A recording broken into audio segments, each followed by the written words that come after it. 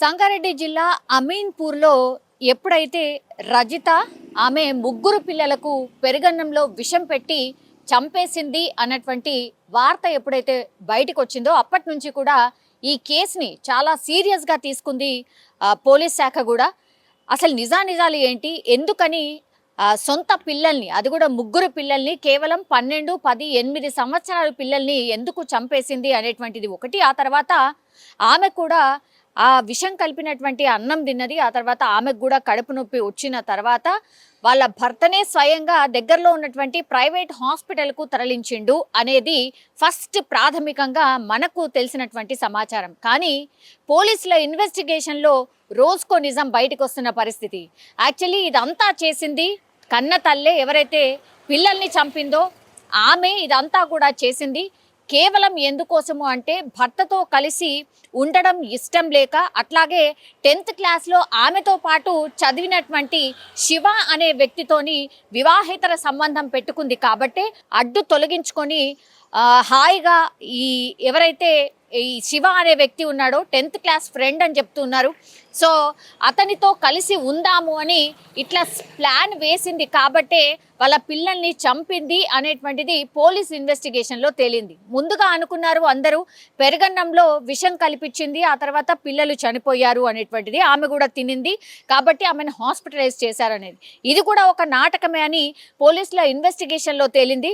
Actually ఆమె ముగ్గురు పిల్లల్ని విషం పెట్టి చంపలేదు, ఒక్కొక్కరిని ముక్కు మూసేసి ఆమెని దారుణంగా చంపేసినట్టుగా ఆమె స్వయంగా పోలీసుల ఇన్వెస్టిగేషన్లో చెప్పినట్టుగా మనకైతే ఇన్ఫర్మేషన్ ఉంది. సో ఒక్కొక్క విషయాన్ని ఆమె ద్వారా తెలుసుకునే ప్రయత్నం చేసినప్పుడు ఇదంతా బయటకు వచ్చిన పరిస్థితి. ముందు చెన్నయ్య అంటే భర్త మీదనే అనుమానం వ్యక్తం చేశారు. ఎందుకంటే ఆ భర్తకి చెన్నయ్యకి ఇది రెండవ పెళ్ళి, బట్ రజితకు మాత్రం ఫస్ట్ మ్యారేజ్. సో పెళ్లి చేసే కంటే ముందే రజిత తల్లిదండ్రులు ఈ చెన్నయ్య పేరు మీద ఉన్నటువంటి భూమిని కూడా మా పిల్ల పేరు మీదనే, అంటే రజిత పేరు మీదనే రాసియాలి, ఆ తర్వాతే మీకు మ్యారేజ్ చేస్తాము అనేటువంటిది.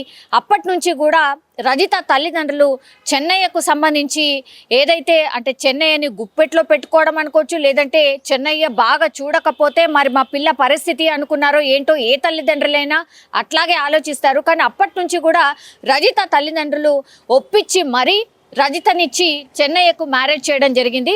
అయితే చెన్నయ్య మొదటి భార్య అనారోగ్యంతో చనిపోయినట్టుగా చెప్తున్నారు. ఆ తర్వాతనే చెన్నయ్యకి రజితనిచ్చి మ్యారేజ్ చేయడం జరిగింది. కానీ వీళ్ళిద్దరి వయసు చాలా తేడా ఉంది. అంటే రజితకు 30 సంవత్సరాలు అయితే చెన్నైకి 50 సంవత్సరాలు. సో పూర్తిగా 20 సంవత్సరాల డిఫరెన్స్తో మ్యారేజ్ చేయడం జరిగింది.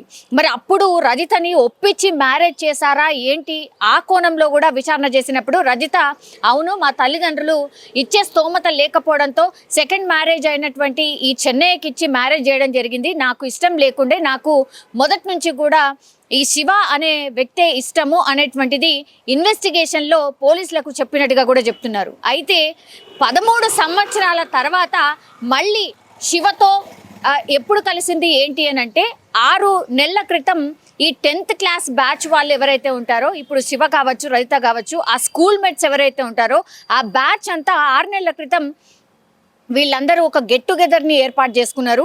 అప్పుడు మళ్ళీ శివతో కొంత ఎక్కువగా చనువుగా ఉండడం, అక్కడి నుంచి వాళ్ళు ఫోన్లు మాట్లాడుకోవడం కావచ్చు, వీడియో కాల్స్ తరచుగా అప్పుడప్పుడు కలిసినట్టుగా కూడా పోలీసుల ఇన్వెస్టిగేషన్లో తేలింది. సో పూర్తిగా వీళ్ళిద్దరూ డిసైడ్ చేసుకొని ఇంకా నేను ఉండలేను, నా భర్తతో పాటు నేను ఉండలేను, నాకు ఇష్టం లేని పెళ్లి చేశారు కాబట్టి నేను నీతో పాటు వచ్చేస్తాను అని శివకు చెప్పడం, ఆ తర్వాత పిల్లల్ని చంపడానికి అడ్డు తొలగించుకోవడానికి వీళ్ళిద్దరూ ప్లాన్ చేసినట్టుగా పోలీసుల ఇన్వెస్టిగేషన్లో తేలింది. గత 2-3 సార్లు కూడా ఈ పిల్లల్ని ఎలా వదిలించుకోవాలి అనే ప్లాన్స్ కూడా వేసినట్టుగా కూడా ఆ పోలీసుల ఇన్వెస్టిగేషన్లో రజిత ఒప్పుకున్నట్టుగా చెప్తున్నారు. అంటే పిల్లల్ని చంపాలనే ప్లాన్ దాదాపుగా 6 నెలల ముందు నుంచే రజితకు ఉన్నట్టుగా చెప్తున్నారు. సో ఏ మాత్రం కూడా ఇష్టం లేని పెళ్లి చేసినట్టుగా రజిత పోలీసుల ముందు చెప్పినట్టుగా కూడా ప్రస్తుతం అయితే మనకున్నటువంటి ఇన్ఫర్మేషన్. సో శివ అట్లాగే రజిత ప్లాన్ ప్రకారమే పిల్లల్ని తొలగించిన తర్వాత, పిల్లల్ని అడ్డు తొలగించుకున్న తర్వాత చెన్నైని కూడా అట్లనే అడ్డు తొలగించుకోవాలి అనుకున్నారు. అందులో భాగంగా ప్లాన్ కూడా వేసిండ్రు. కానీ ప్లాన్ ఎక్కడో బెడిసి కొట్టింది. ఆ తర్వాత ఇప్పుడు 3 పిల్లలైతే చనిపోయినరు. కానీ ఇప్పుడు చెన్నయ్య ఆ రోజు రాత్రి నైట్ డ్యూటీ ఉంటుంది కాబట్టి ఆయన ఎస్కేప్ అయినట్టే అనుకోవచ్చు. మరి ఆయనని ఎట్లా చంపాలనుకున్నారు ఏంటి అనేది తెలియదు. ఎందుకంటే ఈ 3 పిల్లల్ని మాత్రం పెరుగన్నంలో విషం కలిపి పెట్టారు అనుకున్నారు. కానీ కాదు, ఆమె గొంతు నులిమి అంటున్నారు. లేదంటే ఈ ముక్కు మూసేసి 3 పిల్లల్ని కూడా రాత్రిపూట చెన్నయ్య ఎప్పుడైతే రాత్రి డ్యూటీకి ఆయన వాటర్ ట్యాంకర్ డ్యూటీ చేస్తూ ఉంటాడు కాబట్టి ఆ వాటర్ ట్యాంకర్కి సంబంధించిన నైట్ డ్యూటీ ఉండింది చెన్నయ్యకి. ఆ రోజు ప్లాన్ ప్రకారం 3 పిల్లల్ని చంపేసింది. ఆ తర్వాత కడుపు నొప్పి అని నాటకం ఆడింది రజిత. అందులో భాగంగా హాస్పిటల్ అయితే జాయిన్ అయింది.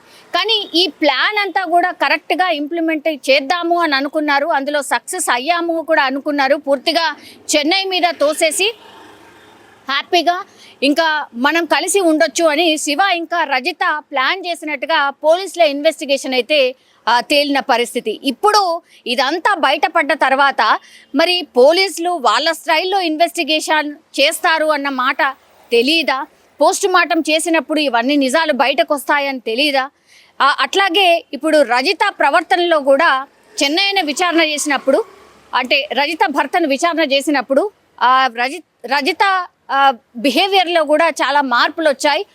ఒక 6 నెలల నుంచి 8 నెలల నుంచి కూడా ఆమె పూర్తిగా ప్రవర్తనలో మార్పు అయితే వచ్చింది. తరచుగా గొడవ పడ్డం ఇవంతా కూడా చేసినట్టుగా కూడా చెన్నయ్య పోలీస్ ఇన్వెస్టిగేషన్లో చెప్పినట్టుగా చెప్తున్నారు. పిల్లలని కోప్పడ్డం, సరిగ్గా చూసుకోకపోవడం, ఎక్కువ మట్టుకి ఈవెన్ ఆ స్కూల్లో డ్యూటీ చేస్తుంది రజిత, స్కూల్లో కూడా ఎక్కువగా ఫోన్లో ఉండిపోవడం, సరిగ్గా డ్యూటీలో కూడా చేయకపోవడం, ఆ కంప్లైంట్స్ కూడా ఈ రజిత భర్త చెన్నయ్య దగ్గరికి కూడా వచ్చినట్టుగా చెన్నయ్య విచారణలో చెప్పినట్టుగా చెప్తున్నారు. సో పూర్తిగా భర్త మీద నెపం నెట్టేసి ఇప్పుడు శివ అనే వ్యక్తితో జీవితాన్ని కొనసాగిద్దాము అనుకున్నటువంటి టైంలో ఇప్పుడు ఈ ప్లాన్ అంతా కూడా బెడిసి కొట్టింది అనుకోవచ్చు. ఇప్పుడు రజిత అట్లాగే శివ సంగారెడ్డి పోలీసుల అదుపులో ఉన్నారు. సంగారెడ్డి జైల్లో వాళ్ళని విచారణ చేస్తున్న సిచ్యువేషన్ అయితే కనిపిస్తోంది. రోజుకో నిజం, రోజుకో ట్విస్ట్ల ఇప్పుడు అమీన్పూరి 3 పిల్లల్ని చంపినటువంటి ఘటనలో ట్విస్ట్లు అయితే బయటపడుతున్న సిచ్యువేషన్ అయితే కనిపిస్తోంది. కానీ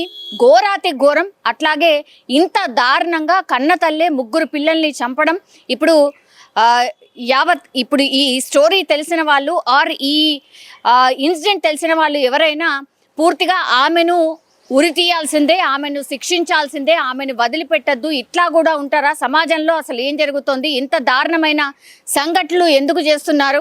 అట్లాగే కన్న తల్లే ఇంత కర్కశంగా వ్యవహరిస్తుందా?